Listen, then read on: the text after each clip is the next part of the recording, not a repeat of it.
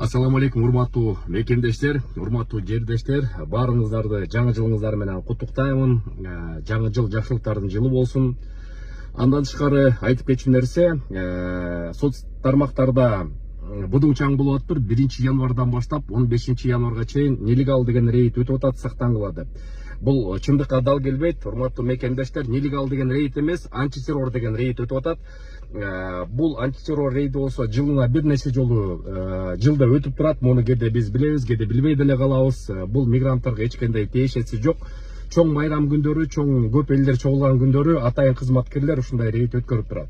Ошон үчүн жашынакай эле эс алып, жаңы жылды майрамды өткөрө бериңиздер мекендештер.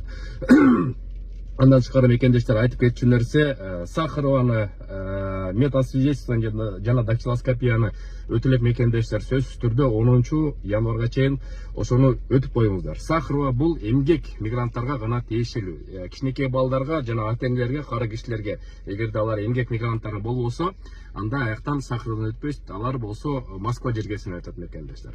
Сак саламат болуңуздар. Силер менен мен Кубанычбек Осмонбеков. Görüşкөнчө жакшы жаңылыктар болсо бөлүшүп турабыз.